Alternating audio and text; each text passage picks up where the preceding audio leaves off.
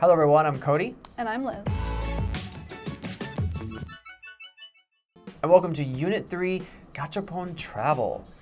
Now, that name might sound familiar to some of you. Definitely not to many Americans, but the idea is similar, is that in the 1970s, up until the 1990s, it was really popular, were a vending machine that had these Gachapon toys, and they were in this little capsule toy, and you didn't know what you were getting.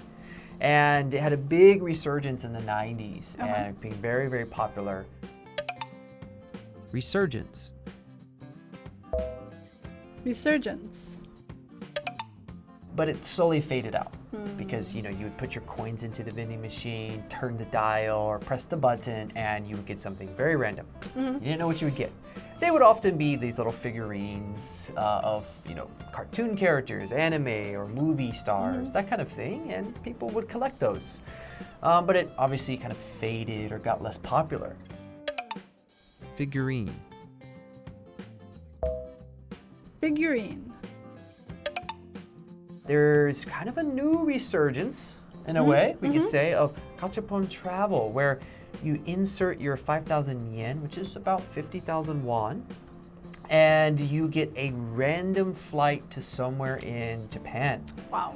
And for that 50,000 won, you could do ice trip in Hokkaido, get maybe a lucky beach trip in Okinawa, or travel somewhere that maybe has like cultural cuisine and experience. And any of these locations that they have, it's random. You don't know. And so there's a suspense with that. But for 50,000 won, it's not a bad deal. True. A flight somewhere. Suspense. Suspense. Now, I want to ask you about some of vending machines and how often do you use them, or when was the last time you used a vending machine? Honestly, not that often. Okay. I actually lived in Japan for a while, and in Japan I use them all the time because Japan is truly like the country of vending machines. They are everywhere. Yeah. They sell everything. But I find in Korea, you're much more likely to find a convenience store than a vending machine. I see.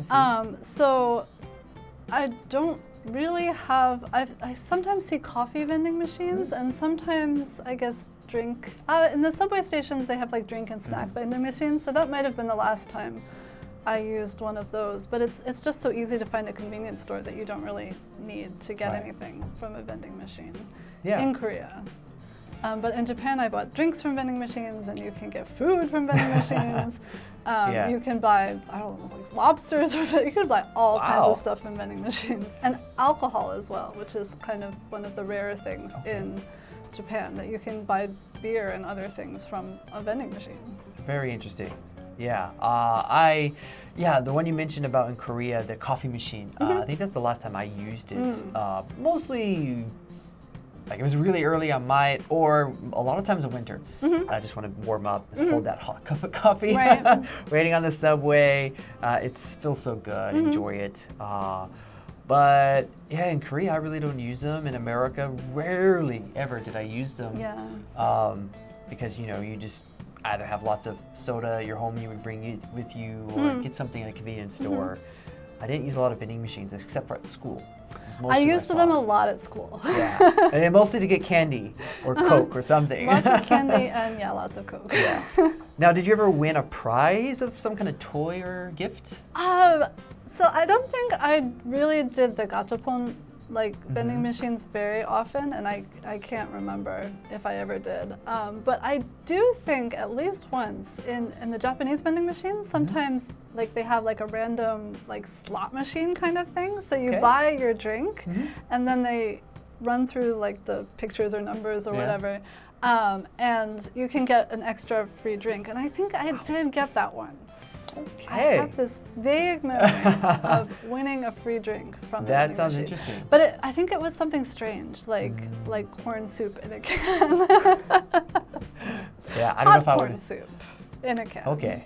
I was gonna say, I don't know if I would want to drink that or eat that. It was okay. Now for the language focus. First up, find oneself. And now for my example. I originally planned to only buy 2 items at Costco, but I found myself checking out with much more.